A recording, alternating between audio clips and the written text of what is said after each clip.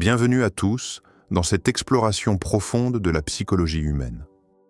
Aujourd'hui, nous plongeons dans un concept fascinant, celui de l'homme-enfant, un terme que Carl Jung a utilisé pour décrire une part de l'humanité qui refuse de grandir, d'évoluer et de prendre responsabilité de son propre destin.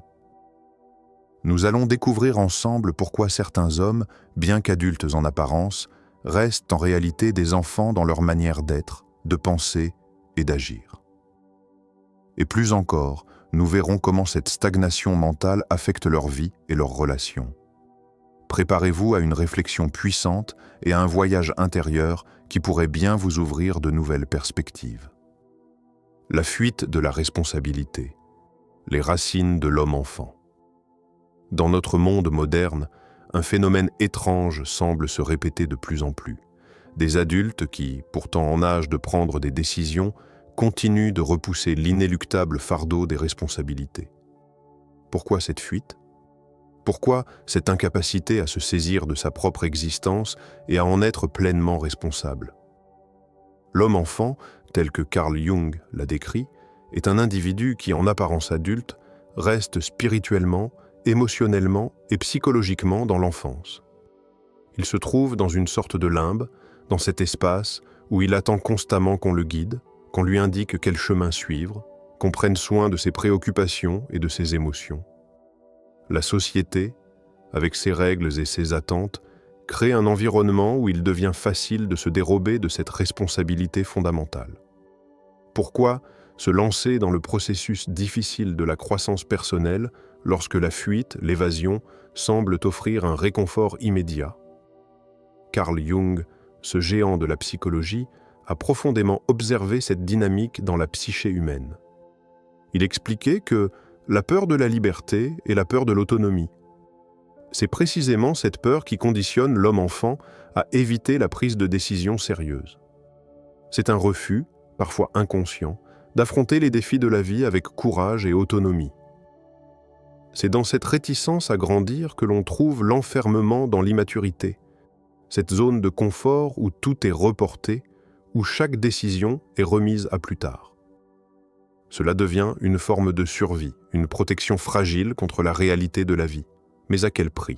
Aujourd'hui, prenez un moment pour réfléchir à votre propre parcours. Avez-vous déjà senti que vous repoussiez certaines responsabilités, espérant qu'elles se résoudraient d'elles-mêmes ?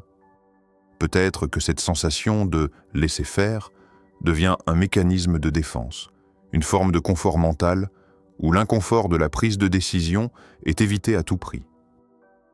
Cette tendance, pourtant subtile, est omniprésente dans nos sociétés modernes.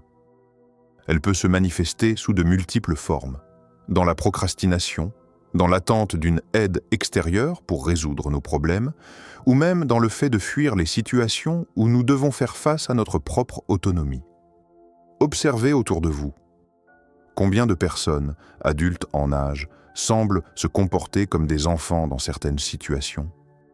Elles semblent attendre qu'on leur donne la réponse, qu'on les guide, qu'on leur tienne la main à chaque étape. Ce phénomène n'est pas isolé. Dans un monde où les choix deviennent de plus en plus complexes, l'homme-enfant trouve refuge dans la peur de l'indépendance. Mais cette fuite est-elle réellement une solution ? En repoussant systématiquement les moments où nous devons assumer nos responsabilités, nous sombrons dans l'inertie, dans une existence qui nous échappe. Le confort temporaire d'éviter l'affrontement avec soi-même et ses responsabilités n'est que le prélude à une vie marquée par la stagnation. La question se pose donc, voulons-nous réellement vivre ainsi ou devons-nous affronter nos peurs, accepter la liberté et grandir véritablement ? À ce stade, il est essentiel de nous demander, et vous, êtes-vous prêt à prendre en main votre propre vie ? Ou êtes-vous encore, par moments, cette personne qui attend que tout se passe sans jamais prendre de décision véritablement personnelle ? Le complexe du père, une quête de validation perpétuelle. L'homme-enfant est un chercheur perpétuel. Il recherche constamment l'approbation des autres, comme un chevalier en quête de reconnaissance dans une époque où l'on oublie trop souvent que la véritable quête est intérieure.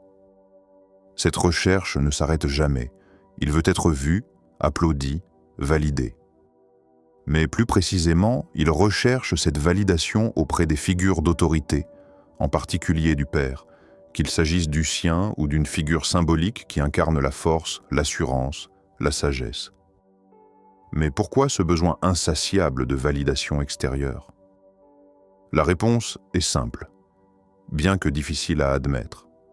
L'homme-enfant n'a pas trouvé la paix intérieure. Il n'a pas encore trouvé cette sécurité émotionnelle, cette capacité à se juger lui-même, à se donner sa propre valeur. Il dépend de l'autre pour savoir qui il est, ce qu'il vaut et ce qu'il doit devenir. Ses pensées, ses choix et même ses désirs sont modelés par des opinions extérieures. Il s'accroche au regard des autres comme un naufragé à une bouée de sauvetage, espérant que quelqu'un lui dise qu'il est bon, qu'il est suffisant, qu'il a réussi. Les grandes décisions de sa vie sont façonnées par ces voies extérieures. Il est pris dans un cycle d'admiration, mais aussi de critique, qui le maintient dans une forme de paralysie psychologique. Il cherche l'approbation, puis se cache dans l'ombre des jugements qui le dévalorisent, les deux l'entravant à chaque pas.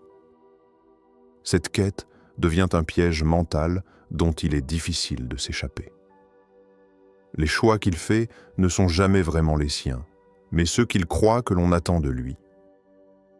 Il existe une fragilité dans cette dépendance qui est souvent difficile à repérer, car elle se cache sous des apparences de succès et de popularité. Nietzsche, dans sa sagesse perturbante, a dit « Celui qui cherche la reconnaissance extérieure perd son essence intérieure ». L'homme-enfant, donc, se perd dans cette quête sans fin, sacrifiant sa véritable nature pour se conformer à des attentes extérieures. Et pourtant, combien d'entre nous vivent dans cette même quête constante d'approbation? Combien sont prêts à tout sacrifier pour le regard de l'autre? Combien d'entre nous ont abandonné leurs rêves, leurs désirs et leur authenticité pour s'assurer que tout semble parfait aux yeux des autres? Le regard des autres devient cette boussole déformée qui nous fait naviguer dans des eaux troubles. Il semble rassurant au début, mais il finit toujours par nous piéger dans un labyrinthe où nous sommes incapables de sortir. Nous avançons à l'aveuglette, toujours en quête de cette approbation qui nous semble être la clé de notre accomplissement, de notre valeur, de notre identité. Mais alors que l'on court après les éloges et les compliments, qu'en est-il de notre propre voix? Qui sommes-nous sans l'aval des autres? Pensez-y un instant. Êtes-vous de ceux qui se cherchent constamment à travers les yeux des autres? Qui, chaque jour, s'adaptent et se réinventent en fonction des attentes de ceux qui les entourent? Ou avez-vous appris à valider votre propre existence, à vous affirmer sans crainte des jugements externes? Cette question est cruciale, car elle est la clé de notre liberté psychologique. Se libérer de la validation extérieure ne signifie pas devenir égoïste ou indifférent, mais plutôt apprendre à être soi-même, à écouter cette voix intérieure qui ne dépend de personne d'autre pour exister. L'homme-enfant est esclave de l'opinion des autres. Il est temps de devenir le maître de notre propre destin. Et vous, où en êtes-vous sur ce chemin? Le rejet du passage à l'âge adulte, la peur du changement. La transition vers l'âge adulte n'est pas un simple passage d'une étape de la vie à une autre. C'est une épreuve, un véritable bouleversement qui touche toutes les strates de notre être. On pense souvent à la maturité comme à un changement social ou biologique. Mais l'âge adulte est surtout une transformation psychologique profonde. Il s'agit d'un moment où l'on est contraint de lâcher les illusions de l'enfance, ses rêves naïfs et cette vision simpliste du monde pour faire face à une réalité bien plus complexe et souvent plus exigeante. L'homme-enfant, cependant, redoute cette transformation. Il sent, au plus profond de lui-même, que grandir signifie abandonner une partie de ce qu'il aime, la sécurité de l'innocence, l'espoir insensé que tout peut s'arranger sans effort. Mais grandir n'est pas simplement une question d'âge, c'est un acte de courage. C'est faire face aux ombres de notre existence, accepter que la vie n'est pas toute tracée et que nous devons être prêts à affronter la complexité du monde tel qu'il est avec ses incertitudes et ses défis. Carl Jung, avec sa sagesse pénétrante, parlait de l'individuation comme du processus fondamental qui nous mène à une complète intégration de nous-mêmes. Ce n'est pas une simple étape de développement, c'est une aventure intérieure, où chaque facette de notre personnalité doit trouver sa place. C'est un chemin douloureux, difficile, mais nécessaire pour évoluer. Car évoluer, c'est accepter de se confronter à sa propre ombre, ces parties de soi que l'on préfère ignorer et qui pourtant dictent une grande part de nos comportements. Pourquoi, alors, cette résistance à cette transformation essentielle? Pourquoi cet instinct de fuir le passage à l'âge adulte? Peut-être que la réponse réside dans la peur du changement lui-même. Il ne s'agit pas tant de la peur de l'inconnu, après tout, le changement est inévitable, mais de la peur de ce que ce changement révèle de nous-mêmes. Jung affirmait que ce n'est pas la peur de l'inconnu, mais la peur de l'inconnu en nous-mêmes. C'est cette confrontation à nos faiblesses, à nos blessures, à nos peurs les plus profondes qui nous effraie. L'idée de remettre en question nos croyances fondamentales et de laisser derrière nous les certitudes de l'enfance peut être paralysante. Le rejet du changement est donc une forme de fuite. Une fuite face à ce qui nous fait réellement grandir. Pourtant, c'est précisément ce changement qui est la clé de notre liberté intérieure, celle qui nous permet de nous libérer des chaînes de l'immaturité et de commencer à vivre une vie pleinement authentique. Face à cette peur, nous avons plusieurs réactions. Certains cherchent à maintenir leur statut d'enfant, à repousser toute responsabilité et toute prise de décision. D'autres se figent, incapables d'accepter que l'adulte qu'ils sont destinés à devenir doit affronter la dureté de la réalité. D'autres encore s'efforcent de masquer cette peur sous des comportements superficiels ou des distractions, pour éviter de se confronter à la profondeur du processus de maturation intérieure. Mais à un moment donné, la question revient. Comment réagissez-vous face au changement dans votre vie? Le fuyez-vous comme une menace ou l'acceptez-vous comme une occasion de transformation? Cette résistance, au fond, est-elle une manière de préserver une illusion de sécurité ou est-elle simplement une manière de nier la beauté et la puissance du processus de croissance? Peut-être qu'au fond de nous-mêmes, nous savons qu'en changeant, nous devons aussi laisser derrière nous une version de nous-mêmes qui nous était familière, mais qui, au fond, ne nous sert plus. Grandir, c'est accepter cette douleur, cette perte, mais aussi la possibilité d'une renaissance. Êtes-vous prêt à faire face à ce changement? À accepter d'évoluer, même si cela signifie laisser derrière soi ce qui vous semblait sûr et confortable? C'est la véritable question que l'homme-enfant refuse de se poser, mais qui, paradoxalement, pourrait être la clé de sa transformation. Le faux self, masquer la vulnérabilité derrière des comportements immatures. L'homme-enfant se cache, souvent derrière un masque. Ce masque, cependant, ne ressemble à rien de plus que des comportements immatures, qui peuvent paraître anodins ou même charmants à première vue, mais qui servent en réalité à masquer des vulnérabilités profondes. Prenez l'exemple de l'humour excessif.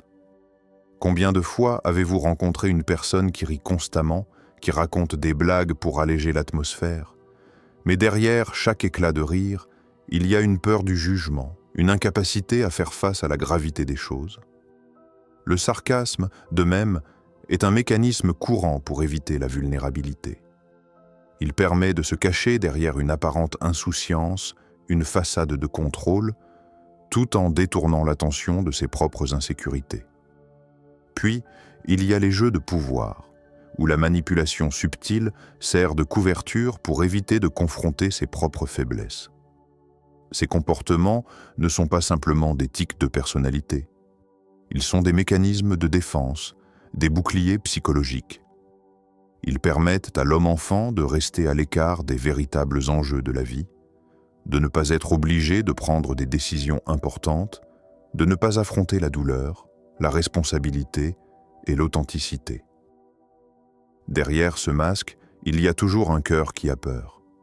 Peur de souffrir, peur de l'intimité, peur de se confronter à soi-même.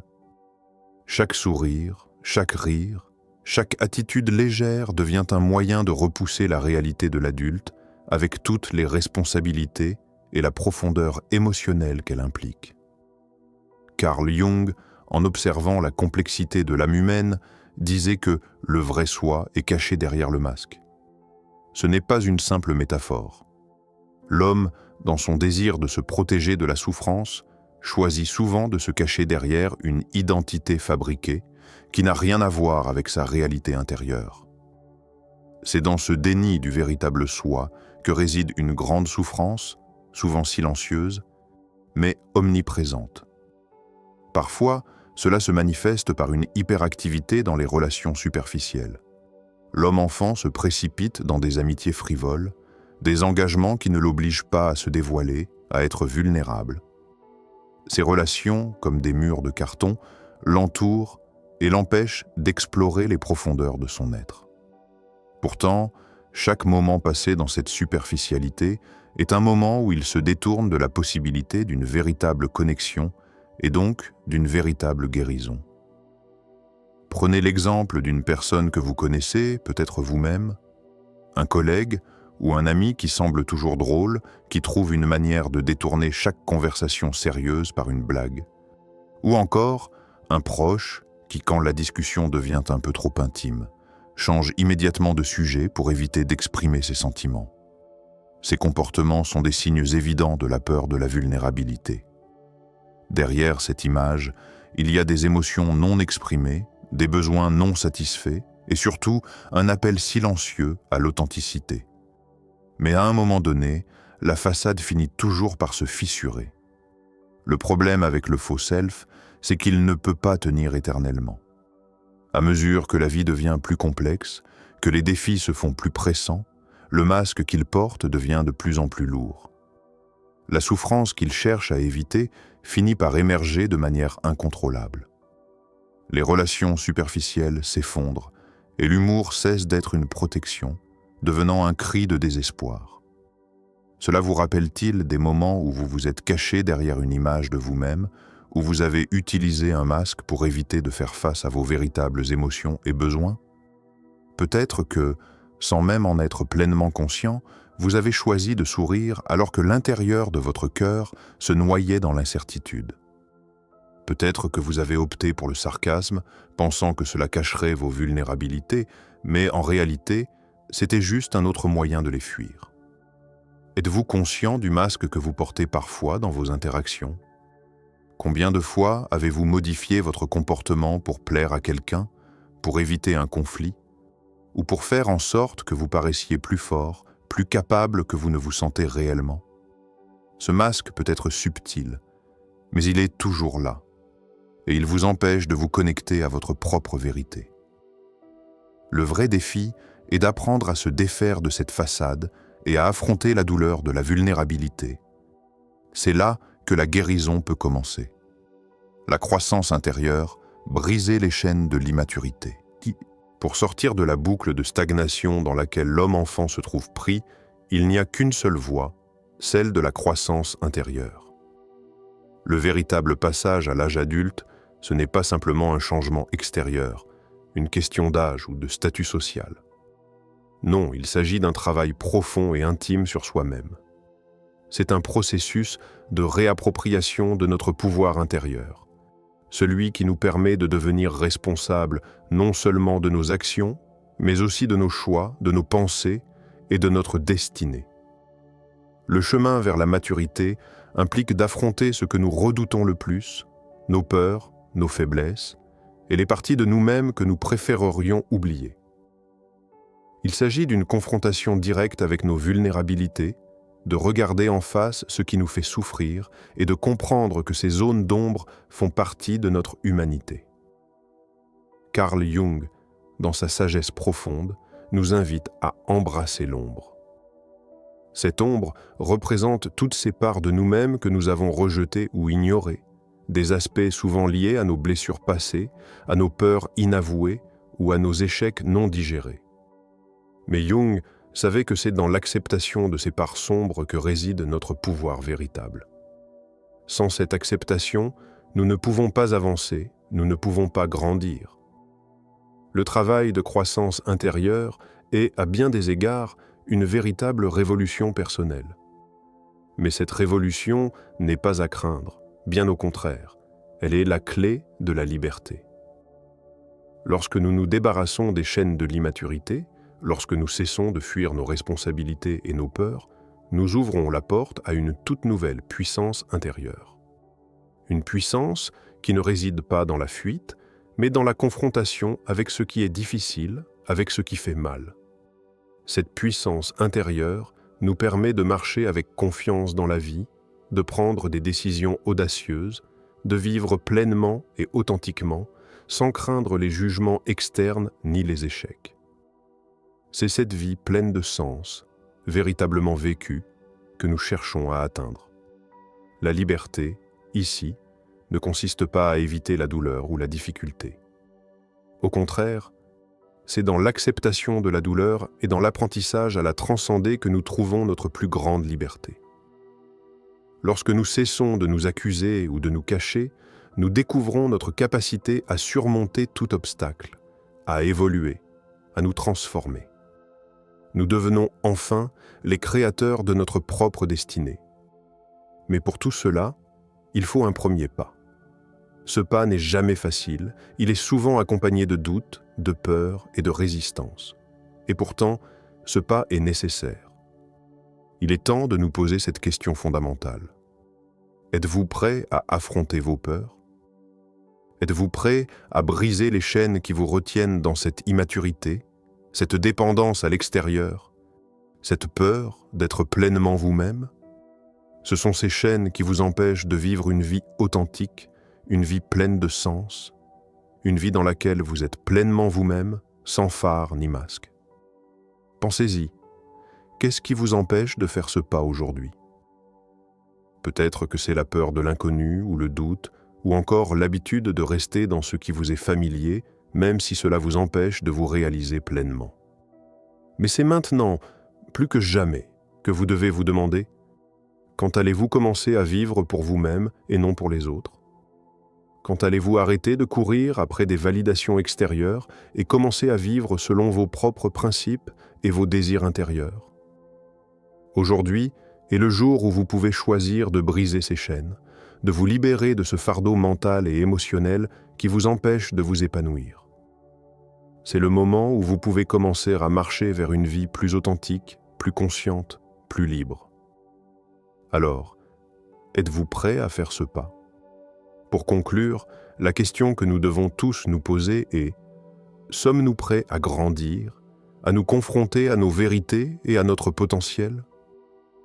Ce chemin est celui de l'individuation, un voyage qui demande courage, mais qui offre la plus grande récompense, une vie pleine de sens et d'accomplissement. Si cette réflexion vous a touché, abonnez-vous à la chaîne et partagez vos pensées dans les commentaires.